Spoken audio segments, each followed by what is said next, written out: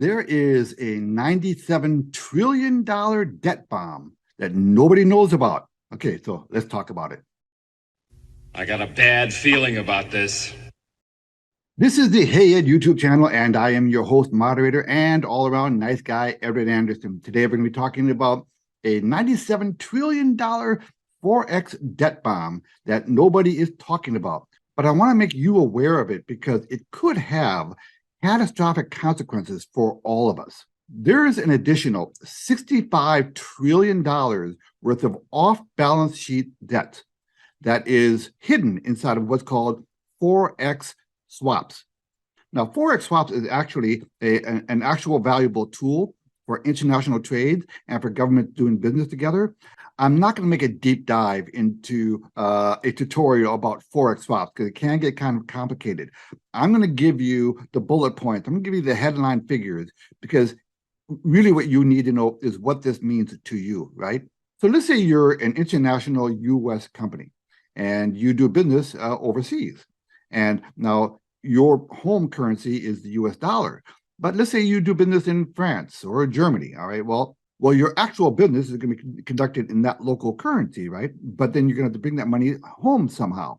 And so what's done, these complicated Forex swaps, where in most cases it's benign, right? Because you buy $1 billion worth of, euros, and you put up $1 billion worth of, US dollars, okay? And in most cases, they counterweight each other okay, because the interest rates are whatever they're at that particular moment.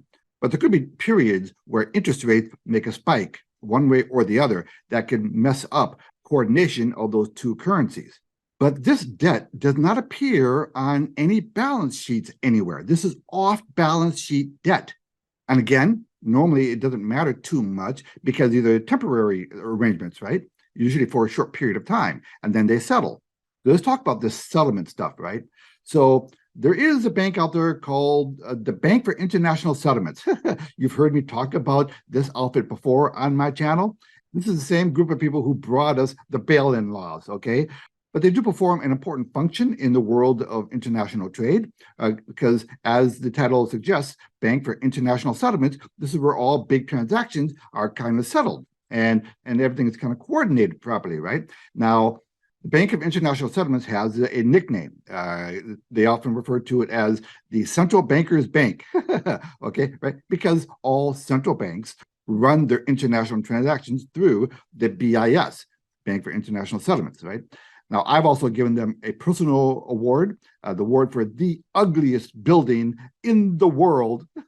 Who the heck designed this building? I mean, come on, guys. It looks like they took over an old, abandoned tenement.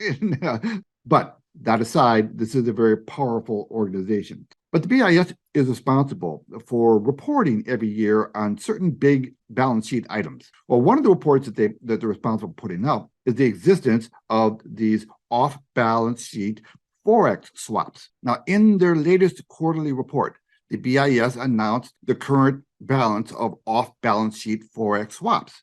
And they've noted that over the past 20 years, the size of this off-balance sheet debt has grown an insane amount. Now, back in 2001, the off-balance sheet debt level for these Forex swaps stood at $19 trillion, which is a lot back then.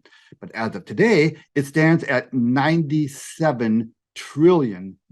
Now, to put that in perspective, the global GDP, that's the GDP of the entire world, stands at $96 trillion. So the total market of this off-balance sheet debt is larger than the entire global GDP. I mean, you have to have a sense of humor about this stuff because otherwise you would be depressed all the time. Okay, so what's the risk here? The risk is here that at some point there's going to be a global liquidity crisis.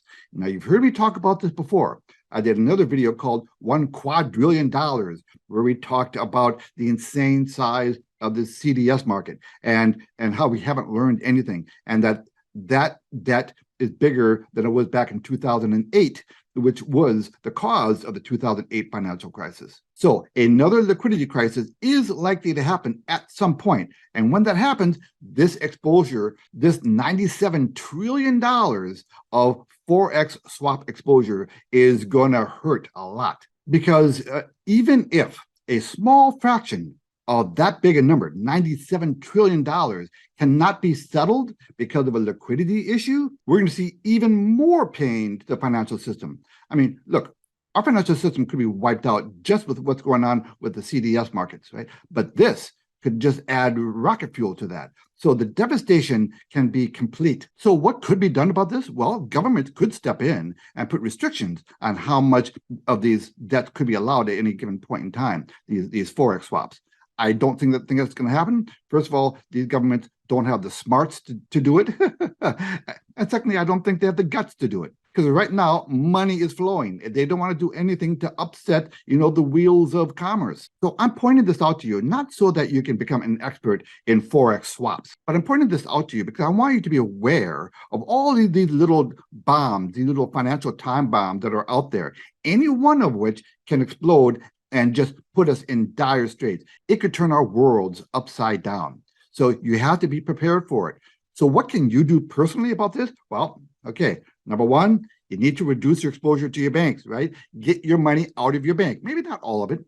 Keep some of your money. Personally, I keep 2 or 3 months worth of bill paying in the bank. The rest I get out. Okay, so next, after you pull that money out of your bank, put a large chunk of it into gold and silver. This will preserve your buying power. Okay, so while everyone else is being wiped out because their fiat currencies, in our case, the US dollar, is cratering, it's becoming worthless, we're going to preserve our buying power with this stuff. And you don't have to be rich to own gold and silver, okay?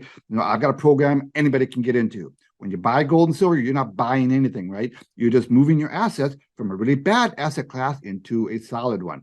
Gold and silver. You got to have this. The people who have gold and silver in their hands when this happens, you're going to be able to go out and pick up hard assets like real estate for a song because you preserved your buying power. Okay, so and number 3, establish streams of passive recurring income. Again, I've got programs for that. I'll have my email in the description below. Just reach out to me and we can talk, or you can join the Hey Ed WhatsApp group where we talk about these things. And we find really good programs to help you generate streams of passive recurring income. So again, 3 things you should be doing. Number 1, reduce your exposure to your bank. Number 2, buy some gold and silver. And number 3, establish streams of passive recurring income. I can't help you with the first one, but the other 2 I can help you with. So subscribers to my channel are going to be forewarned and they're going to be forearmed. So please subscribe to my channel if you haven't. And if you don't mind, give my video a like and please put a comment below and let me know what you think about what I just said. Edward Anderson, live from Minnesota, signing out. Copy that.